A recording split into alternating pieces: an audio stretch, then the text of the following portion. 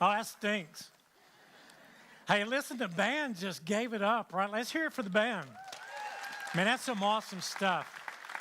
We're glad that you're here, and whether you're here in person, online, maybe over in the venue, but we want to give a special shout out to Ennis right now, right? Let's hear it for Ennis. It's good to see you guys. We're glad that you're here.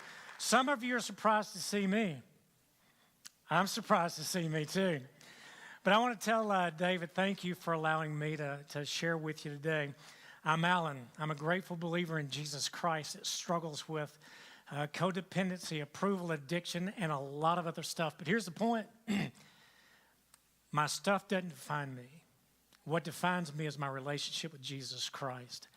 And so here's where we're going today. We've been talking over the last few weeks, right, about skeptics. And today we're going to be talking from the standpoint of sometimes as believers, we get a little skeptical, right? That there are some times in our life that we have doubts and we kind of become skeptical, all right? Now follow me, okay? And some of you are wondering why I got my notes. Let me tell you why I got my notes. Is because I've got freaking ADD, ADHD, COPD, and I've got all those initials, okay? So this is going to help me stay on track and get you out on time, okay? So bear with me. But here's the thing.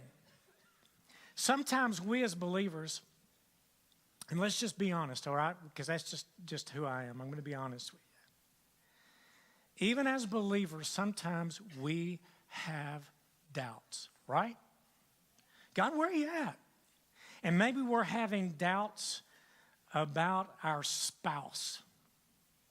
Maybe we're having doubts about our marriage, or maybe we're having doubts about our kids. That sometimes our kids may make decisions and we're wondering, what's up with that? Or maybe we're having doubts about our parents, that as kids we're wondering, man, my parents are messed up. Or maybe we have doubts about our job. Maybe we have doubts about our boss. But there are times when we really get to the point. Now watch. Sometimes we get to the point that we have doubts and we go, really? Really, God, are you really here? So that's where I want us to go today is sometimes we get to a point of doubts in our life that we wonder, can I really get through the storm? Can I really get through the circumstance that I'm in? Okay, let me tell you about a storm that I had several years ago. I was allowed to go over to Africa. I went over to Africa for a mission trip, and I was over there for about 14 days. And at the end of 14 days, the host church kind of came to me and said, hey, look, the host church wants to prepare a meal for you, and they want to give you a farewell experience. All right, they want to just cook you up some of their food and kind of send you off and give you a farewell experience. And listen, if you know me at all, I mean, if you know me a little bitty bit, you know that I'm picky when I come to eat. I don't like fried foods. I don't like sweets. I'm cray-cray, all right? I'm just real picky. I'm being honest. I'm just real picky about what I eat.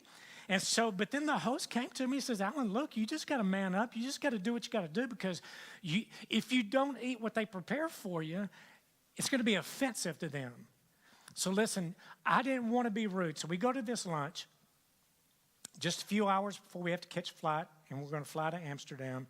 I'm sitting down and I'm eating this stuff. I didn't know what it was. I had no clue what I was eating. But there came right toward the end, they brought something out that I'm telling you, I didn't have a clue what it was. All I knew was when it went in, it felt like fire. Have you ever ate something you went, uh-oh, this ain't going to have a happy ending? Anyway, so I get to the airport. I catch my first flight to Amsterdam.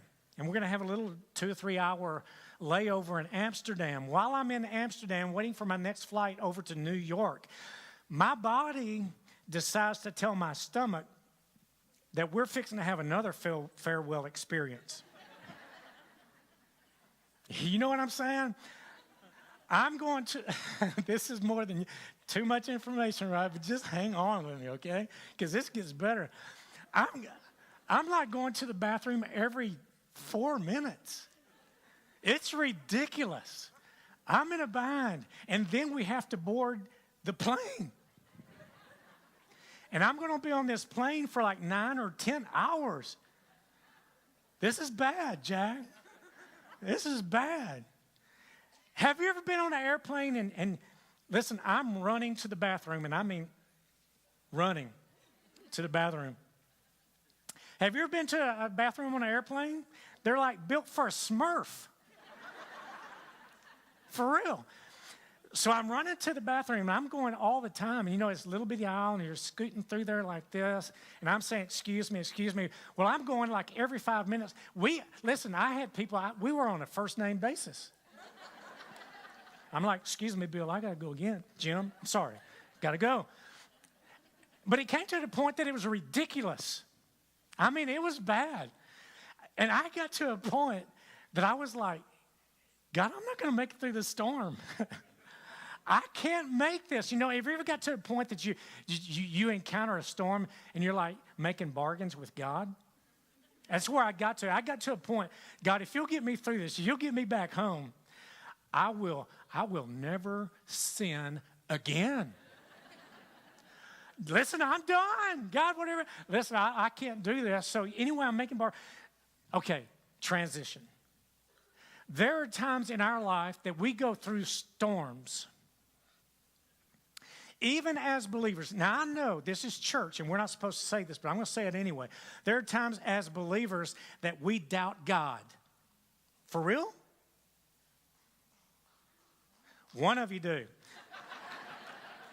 Listen, I'm just saying that there are times in our life as a believer, and I'm being honest with you because I will not lie to you. There are times that I have storms in my life, and I'm going, really, God, I don't know if you're around. Where are you at?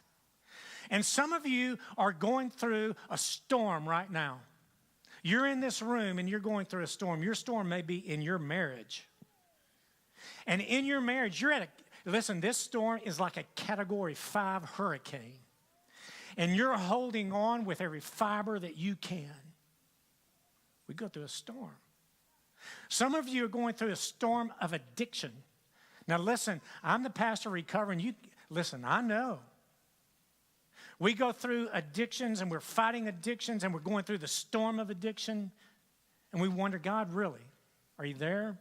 Knock, knock, are you there? Some of you, now listen, I'm just going to be real again because I can't play. Some of you going through the storm of pornography. Listen, I'm going to tell you, it's the new addiction. And you're going through that storm, and you're thinking, God, can I do this? I don't know if I can make it. God, I don't know if I can do this. You may be going through a storm of finances. You think you're fixing a tank. Storm in your job. Storm of stress. I mean, you're at a point of stress. You're about to go crazy. Fear, maybe shame. Shame is eating you up, and you're going through the storm of shame. Or maybe it's the storm of loss. That you're going through grief. And you wonder, God, I don't know if I can make this. Here's what I'm going to do. I'm going to give you the punchline right off the start.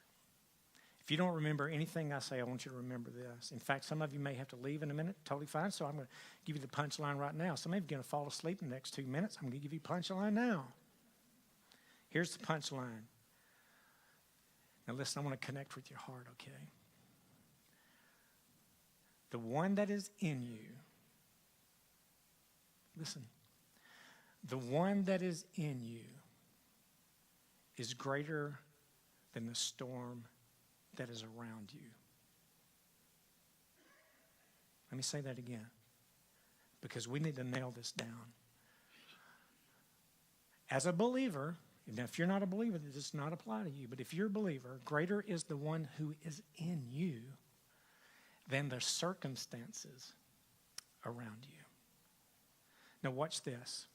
As a believer, that does not mean that God is going to change their circumstances. We may have storms.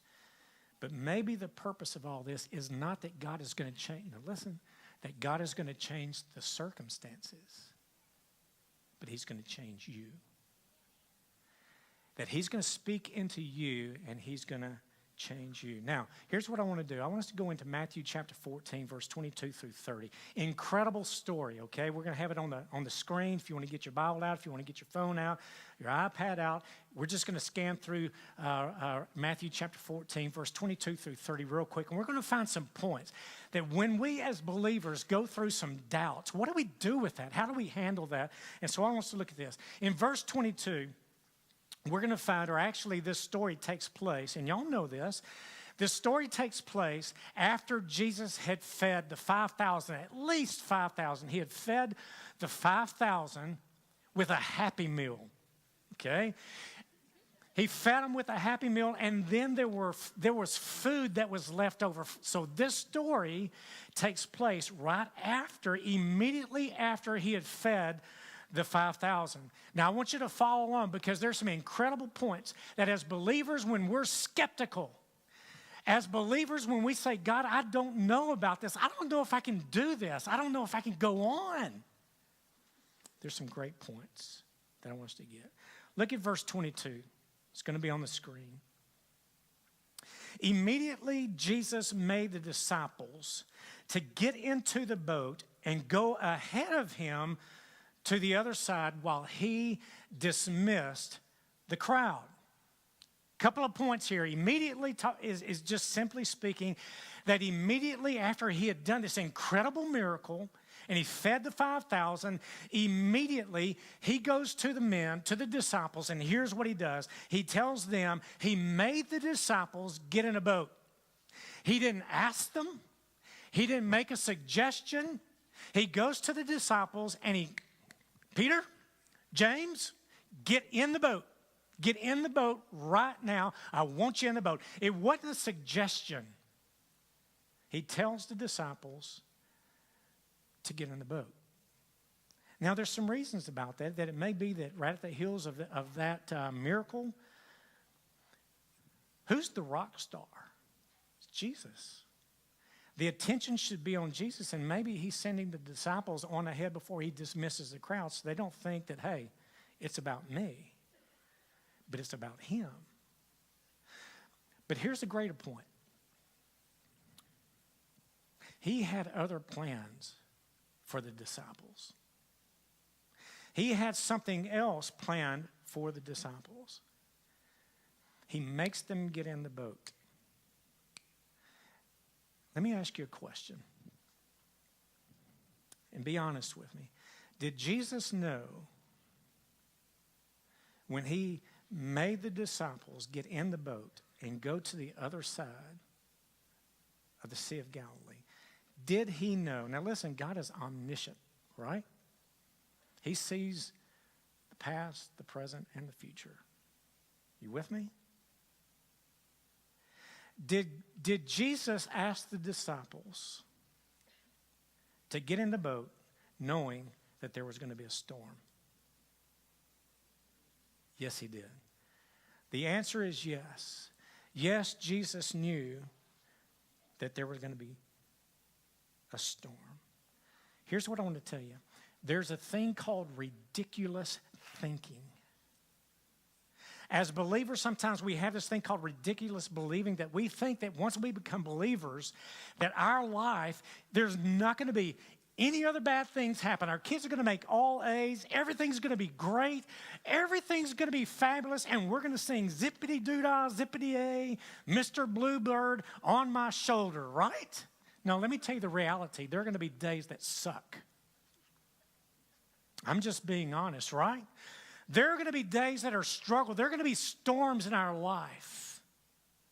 But I want you to get a point that we get here. There are going to be storms. There's going to be days in our life that are not going to be easy. But I want you to understand again, here's the punchline. If he is in us, if Jesus is in our heart, he's greater than anything that's out there. He's greater than any circumstance that may come in your life. Now, let's look at verse 23. In verse 23, it says, and after he dismissed them, boy, this is fixing to get good, okay? This is a great story. Verse 23, after he dismissed them, after he told the disciples to go, and after he dismissed the crowd, watch what Jesus did. He went up into a mountainside by himself to pray. Later that night, he was there alone. Jesus didn't immediately, after he scattered the crowd, Jesus didn't immediately go and hook up with the disciples. Now, that was implied in verse 22, that he was going to dismiss the crowd, and at some point he was going to hook up with the crowd or with the disciples. But he didn't do that immediately. What Jesus did after he dismissed the crowd, he put on his Nikes and he went on a hike. For real, look at verse 24. If we go in and read verse 24, and it says, and the boat that had the disciples in it was already considerable distance from land, buffeted by waves. The wind was against it. And they are in the middle of a storm. Listen, they're in the middle of a storm. And I'm sure that they're wondering, where is Jesus? Well, Jesus had taken a hike. Now, I've been to Israel, and some of you have been to Israel, and I want you to just plug into my mind right now. Let's go back. No, don't get in my mind. That will screw you up. But I've been to Israel, and some of you that have too will identify with this. And I want you to just use your mind for just a moment. You've got the Sea of Galilee in front of you. Get this. You've got the Sea of Galilee, and over to your left, man, I can see it. Over to your left is the hillside, little rolling hillside, where Jesus was meeting with the multitudes, and he's feeding the multitudes. If you look over to your right, it's an incredible mountainside that goes up. And it's a mountain called Mount Arbel. And Mount Arbel is the highest point, follow me, is the highest point at the Sea of Galilee. And that's where Jesus went. He went from where the people were, where the crowd was, and he climbed and he hiked up to Mount Arbel. Now, Mount Arbel, there's a huge cliff that comes off of it, and there's a valley that comes through, and that's exactly where the wind comes through that valley, and it creates the storms. But here's the point. At this point, at Mount Arbel, you can see the incredible, every part of the Sea of Galilee. Jesus is at the highest point. Here's the point I want you to get. He saw the disciples. He saw them in their storm. Watch out. What I want you to understand is when we're going through a storm, Jesus sees us in our storm. He never takes his eyes off us. And I want you to understand that when you're going through a storm, Jesus always sees us in the storm. Have you ever wondered, though? I have. I'm going to be honest with you. Man, God, do you see me? I'm struggling. My heart's hurting. I'm empty. God, do you see me? I want you to understand, greater is the one who is in you than circumstances around you. And I want you to understand this morning, whatever storm you're going through, I want you to understand Jesus sees you. I've got the coolest granddaughter in the planet. She's a beautiful little girl. And last summer, she was over at the house and she was swimming in the pool. And she was just learning how to swim. She's swimming underwater. And all of a sudden, she's swimming. She sticks her head out of the water and she starts yelling. Here's what she's yelling. Potsy! Potsy, watch me! Potsy! Potsy! Now, let me tell you, Potsy, my name, it's the greatest name I got. I'm just saying.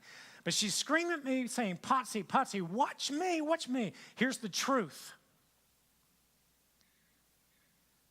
And I said to her, little Ava, Ava, baby, I've been watching you for the last 45 minutes. I've never taken my eyes off you. The truth of the matter, and I want you to understand, listen to me, listen to my heart. If you're going through a storm, I want you to understand that Jesus sees you. You may have doubts. God, do you really realize what I'm going through? I want to tell you something. The promise is he sees you. Let's go on. We find something else. Not only does he see us, but verse 25. Let's look at verse 25. Shortly before dawn, listen, the disciples had been out there in that storm all night long. Shortly before dawn, Jesus went out to them walking on the lake. Let me give you another point here. Jesus goes out to them. Here's what I want you to understand.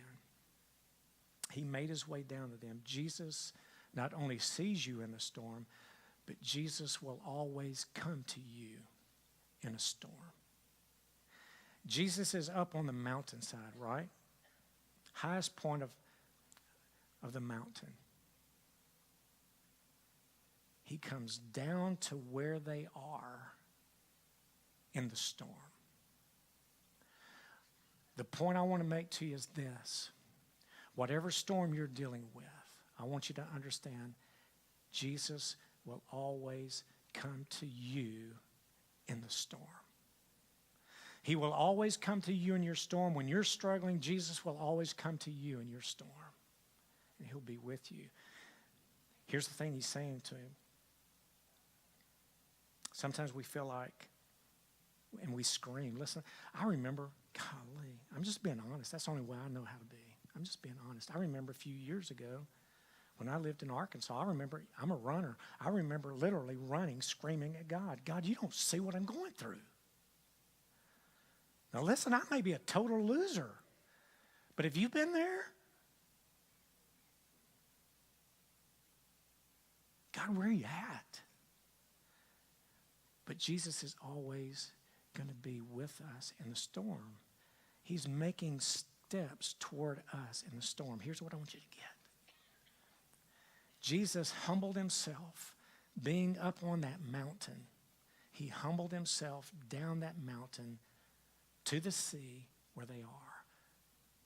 Philippians chapter 2, verse 8 says this, that Jesus, even though he was in the appearance of man, humbled himself, even to the point of obedience to the cross. If you're going through a storm today, I want you to understand that Jesus is making steps toward you.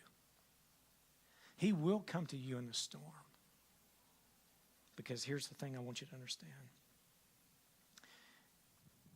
And this is what I need to be reminded of sometimes. Jesus will never leave you alone in the storm.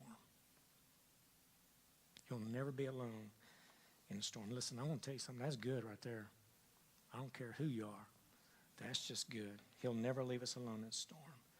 Let's look at verse 26. We're going to wrap this up. In verse 26, Jesus comes to them just like he'll come to us. He sees us. He comes to us. Verse 26 says this. When the disciples saw him walking on the lake, they were what? Terrified. Let me give you the Greek word for terrified. It means they peed their pants a little bit. Just saying. Or maybe it was their robe. They peed their robe a little bit. When the disciples saw him walking on the lake, they were terrified. And they said, it's a ghost. And they cried out in fear. Man, they're in fear, wondering where is God and why hasn't he showed up? But sometimes I think Jesus didn't show up like they were expecting. But he shows up. Verse 27. Now here's where we're going to close this up this morning. Verse 27. As Jesus showed up, like he's going to show up in your life, he said this. But Jesus immediately said to them, what? Take courage. Take courage. It is I. Don't be afraid. Here's another point I want you to get. Not only does Jesus show up and take steps toward you, But listen, and I want you to get this from my heart. Jesus will always speak to you. Jesus will always connect with you, and he will always speak to you. He spoke to the disciples and he said, take courage, it is me. Don't be afraid. Listen, Jesus will speak to you. When you're going through a storm and you're struggling and you're wondering, I don't know if I can make this, I want you to understand that Jesus will speak to you. And he'll connect with you. Listen, God is not into child abuse. He's not into child abuse. He wants to speak into you. He wants to give you courage. He wants to give you direction. In your storm, Jesus will speak to you in the middle of the storm. But here's what I want you to get to. In the storm, Jesus will always speak. But I want you to get that a storm is not your opportunity to cry out to God. That's not my point, okay? Here's my point. That storms in your life, when they come, are not opportunities for you to cry out to God. It's not. It's an opportunity for you to open up your ears and listen to him. Because Jesus will speak, and if you're going through a storm right now, I want you to understand it's not an opportunity for you just to cry out to God, but it's an incredible opportunity for you to shut up. Sorry, it's harsh, but it's true.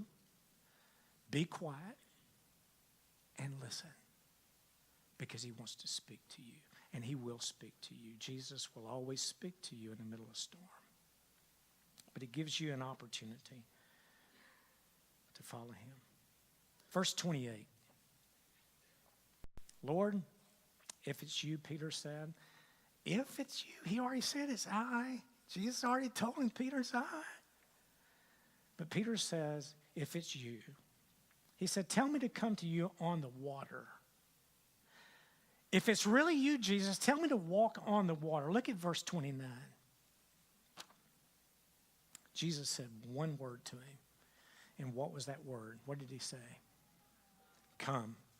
Jesus' word to him was come. Peter, get out of the boat and come. He spoke one word. Storms are an opportunity for us to be obedient to God. He told Peter to get out of the boat, come.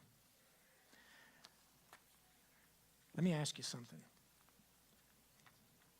If Jesus said one word to you, what would it be? What's your one word? That if Jesus showed up in the middle of your storm, what one word would he say? Think about it. I don't know what that is, but you know what it is. Because God may be screaming it in your ear, and maybe he's been screaming it in your ear for quite a while. But what is your one word? He'll speak to you, but what's your one word? Maybe it's forgiveness. Maybe that one word is that you need to forgive somebody. Let it go. That's your one word, forgive. Maybe your one word is repent or change. Repent, change. Maybe God is saying to us, our one word is man up and do what you need to do. Repent and change. Maybe your one word is confess. We're only as sick as our secrets. And maybe that one word that he's speaking to us is we need to come clean and we need to confess and get things out in the open where we can heal and we can find deliverance in the storm. What's your one? Maybe he's telling you that one word is give, to tithe. Maybe that one word, now get this. Maybe your one word is just stop. Knock it off. It's ridiculous, Alan. Stop. What's your one word? If Jesus came to you and he spoke to you, what one word would he say to you? I'm going to finish up. Look at verse 30. This is incredible. For my shallow mind, this was hard for me to get my brain around. Verse 30 says, but when this is Peter, okay? But when he saw the wind. Now let me tell you something. You gotta look really hard to see the wind. I'm just saying. But when he saw the wind, he was afraid. And he began to sink. And he cried out, Lord, save me. Lord, save me. In the middle of a storm,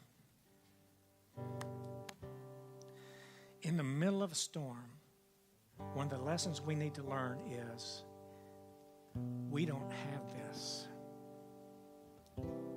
We don't have this. And Peter, when he saw the wind, cried out, Lord, help me, because he realized he didn't have this.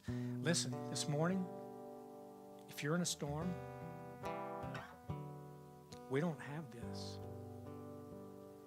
In recovery, we say in step number 1, we are what? Somebody help me. We're powerless. It's my people.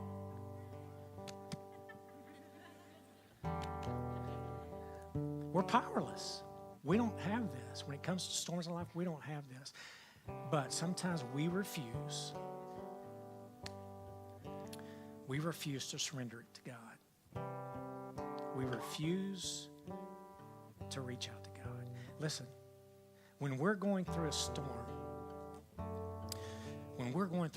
God never intended us to go through the storm alone.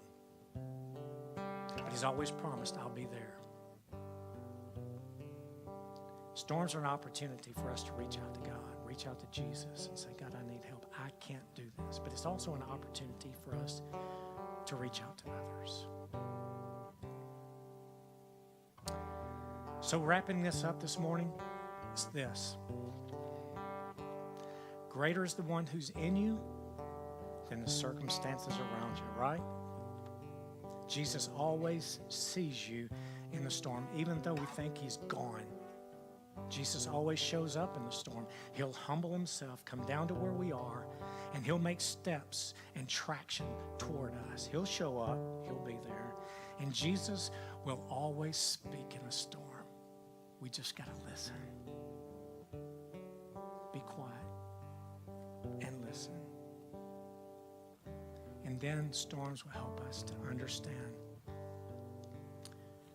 that we don't have this thing and we can't do it alone. Let me ask you this morning. You going through a storm? Look pretty dark. As a believer, do you have doubts about God? God, are you really even there? Really? Yes. He is there. Let's pray.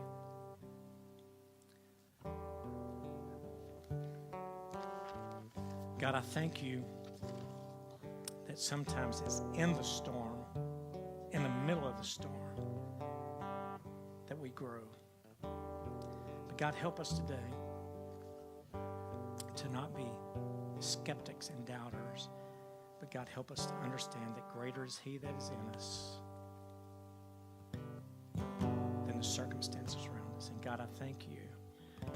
We're no longer a slave to sin. It's in Jesus' name.